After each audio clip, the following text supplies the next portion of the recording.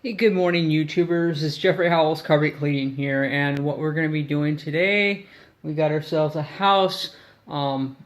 Actually, these are the carpets here. They look like a very nice Berber style carpeting. They're white, and basically we're just going to we'll freshen them up and get them nice and clean. This is a move-in, or a will be, so it's currently vacant. But the owners will be, I think they're moving in this weekend, so we're going to get this place cleaned up as good as we possibly can. Now, with our three-phased cleaning that we do, begin with a good thorough vacuum just to get dust and debris out of the carpet.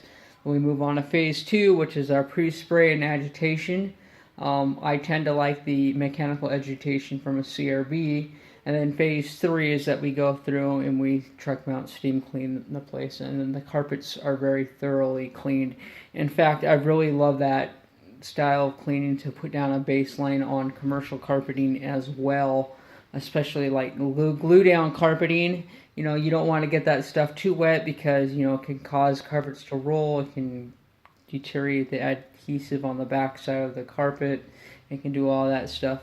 So usually when you're dealing with the commercial glue down, you know, you can follow the same process, the 3 stages that we're doing today, but then you would turn the pressure of the water down to about maybe 175 to 200. And that's about what we clean with a lot of the time, because you don't really need higher pressure once you agitate and suspend those soils and the carpeting. So today we're going to be doing ourselves some green carpet cleaning. Green carpet cleaning, premium green carpet cleaning. So as we walk through here, you saw this front room, dining room area here. You can kind of walk through here with me for the first time because I haven't been through here yet. This would be like a family room area. I guess the other spot would be the formal front room. And then we walk down here, a little hallway, and then we've got a master bedroom off to the right. And it looks like we're all tile in the bathroom, and we do have a little bit of a walk-in closet space. And it's the same carpet throughout. And then we have one bedroom here, so what we're going to do, so we can get this real cleaned up and looking really nice. And we're probably going to pull out the vents just so that they don't get moisture on them and become a rust transfer potential. So we'll pull those out as we go along. So what I'm going to do now, and the weather outside right now is amazing. Bright sunshine. When I was out this morning, they've been calling for basically storms, rain showers coming through all day today, and it was pouring down rain. I was like, oh my gosh, I don't want to be in there. But lo and behold, we got ourselves a break in the weather, thank God. So we're going to go ahead and get going here. Alright, so we've just finished phase 1 of our 3-phase cleaning process, which is the dry removal with using our very thorough pre-vacuum. Now in here, what we've got is basically some high-end cotton Berber carpeting. We went through here. One thing about Berber and that sort of stuff is that they do like to collect and attach lint over time, and sometimes that gets down there, almost sticks like Velcro, and your vacuum cleaners just aren't going to be sufficient enough to get it off. So what I did is I took the CRB, I ran over it just to see what would happen, and sure enough, a little bit of lint did come off. Now I've got to say, with the vacuum, we did get about 15 to 20% of a Kirby bag of debris out of the carpeting. As you can see, in here it's a short nylon piled carpeting, but it has a nice pattern to it, and it's all nice and clean. It looks really good, and we got as much debris out of here as possible. So again, like I said, somebody was making a comment earlier on Facebook. You know, there's always a war between the Shark and the Kirby vacuum cleaners, so which is better. And really, from my experience in using both of them, for me, it's kind of depends on the types of debris that you're going after. In this scenario, being short fiber carpeting, for me, I prefer the Kirby in this situation just because it's more aggressive with the beater bar and making contact with the carpeting and pulling the debris up from underneath. When you're dealing with a lot of debris on the surface of the carpeting where there's crap all over the place, then the Shark tends to be better because I think it might have a little bit better airflow. I'm not positive, but it tends to be able to pick up more hair out of the carpet than what Kirby is able to do. However, you know, having a CRB, for me and my purpose and how I clean, I like getting the debris. You know, for me, I target the debris under the carpet is more crucial than what's on top, and then running over with the CRB is sort of like the icing on the cake that gets what the Kirby missed. So, you know, it depends on what you're cleaning, your purpose for how you're using it. I know the Kirby isn't great for picking up tons and tons of debris on the surface of the carpet. I mean, it works great for that, but generally when you have it set properly or optimally, a lot of times it doesn't pick up heavier debris. It's there to pick up all that fine accumulated abrasive debris that are in the carpet, which is what you're really wanting to target first to begin with. So anyways, everything looks absolutely beautiful in here. We're going to go ahead and begin phase 2, which is a pre-spray, and then we agitate using the CRB just to get it thoroughly scrubbed and rubbed into the carpeting, and that tends to get it super clean. It super accelerates the soil suspension process and loosens that dirt so that when it gets steam cleaned, you're not having to pound the carpets with 400 to 600 pounds of pressure. We're just going to be turning the truck down to probably about 200. We're using, you know, compared 2 to 600, that's what, like 2/3 less water that we're having to use to rinse the carpeting. So the carpets are getting less wet and they dry quicker. So that's a benefit. At least in my book, it's a benefit. So agitate, and get that those soils released from the carpet fibers, and then they just come right up without having to pressure wash them for the most part. So like I mentioned before, we are using a very green cleaning process. The product that we're using is a soap-free cleaner by Master Blend. It has proprietary cleaners in there along with some carbonated water. It's odor-free, it's free rinsing, and it's gluten-free. So for those of you that may be gluten intolerant, this stuff is very safe and it's not going to cause any problems. Now, sodium carbonate is basically baking soda.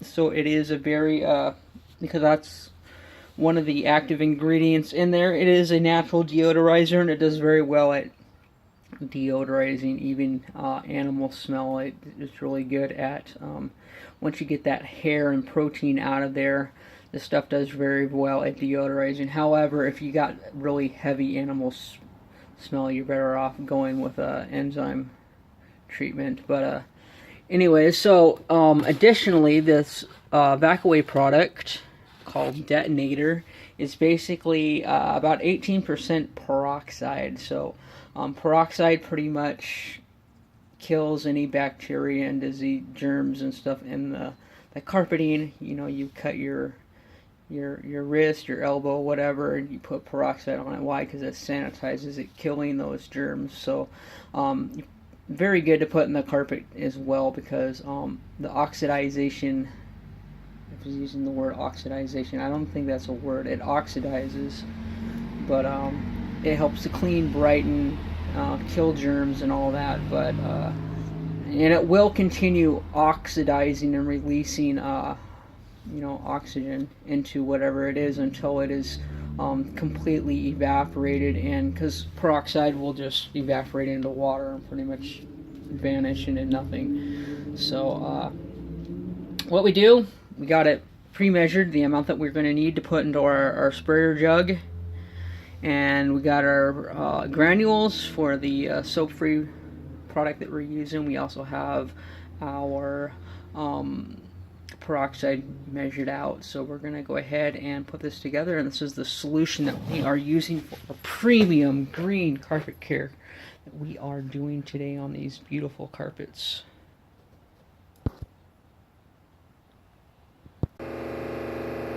Alright, so part A of the soil suspension process is that we take our pre-spray solution that we're working with, and we lay it down on all the carpeting, and then we go back over it with part B, which is the mechanical agitation part, which super accelerates that soil suspension. So this stuff is what breaks the bonds between the dirt, and then obliterates all the little greasy residue things and stuff like that that's in the carpeting.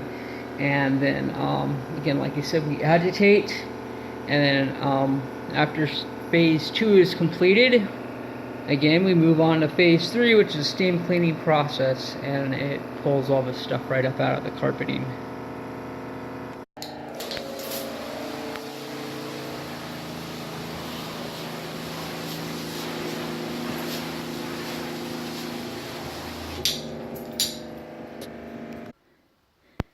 Alright, so we're ready to begin part B of our phase 2 soil suspension process. Now what we're using is a machine known as a cylindrical brush machine, or a CRB for short. And what it does is it has 2 counter-rotating brushes under there, soft nylon brushes that act like long fingers that kind of like dig down into the carpet padding and lift out, matted hair and lint and that sort of stuff, as well as being a great agitation machine for getting that carpet pre-spray distributed through the carpet. It scrubs it into sticky residue areas and just helps to break it all apart. Now, this particular device, there are a lot of machines that are used for agitation. This one is by far a lot more gentle than the other floor scrubbers and other things that are out there, just because you can see that brush and the way it's rotating on the carpets, it's actually pulling the pile of the carpet up gently, slightly, and so it's very very gentle on the carpet fibers, and it's not weakening, tearing, pulling, or doing anything else to possibly cause some potential damage. So that is completely left up for debate. I tend to take the least harsh way about cleaning the carpets, and this is by far the least harsh way to go about doing agitation.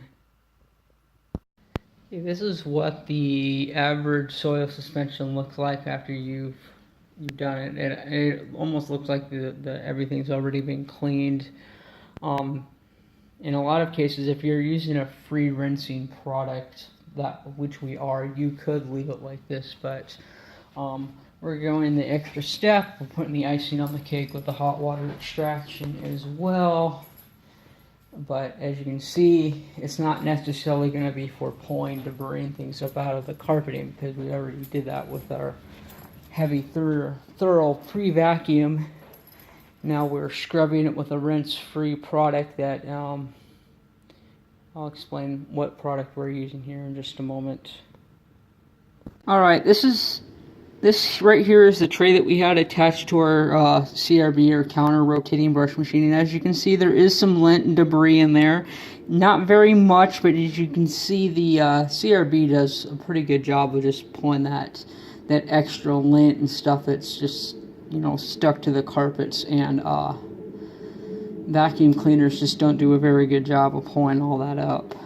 But the CRB does excellent, and this is part of what helps to make the carpet look absolutely brighter and more vibrant. If you've got like colored, let's say you got a green carpet or something like that, you pull that matted lint off of it, and even though you don't see it once it's removed, you do see a drastic improvement in the color and the reflection of light off of its surface. So this is part of the premium carpet cleaning package. We go through, we completely annihilate all the germs and nasties and all that stuff that's in there. It's destroyed with the peroxide. We sanitize and clean, you know, any odors or anything that might be in the carpet. That's what the sodium carbonate does. And the cleaners in that sodium carbonate cleaner also obliterate any of the sticky residue. So in the long run, getting that residue and everything out of there will keep your carpets looking brighter, cleaner for a longer period of time than other carpet cleanings. So that's what we do. That's the reason why I do it. And not perfect carpet cleaner, but I definitely do everything that I can to be as proficient and thorough as possible as far as performing a premium carpet care cleaning. Alright, the temperature of the water of the truck is currently 180 degrees and climbing. It'll get to about 230 or so. We put corner guards at the corner of the wall so that our equipment and hoses and stuff don't saw away at those corners.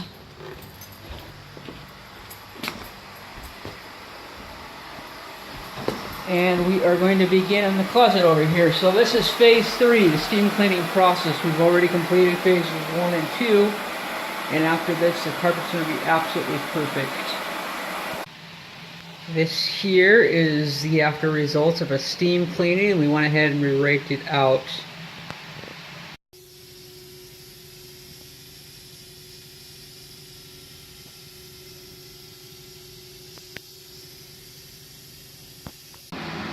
Okay, we ran into a little bit of a red spot here. We got our red eraser. It works just like the red one by Pro's Choice. So we apply it a little bit there, and we're just going to let it dwell, and it should take care of it, no problem. My hunch here is that this is a burn, as well as that there.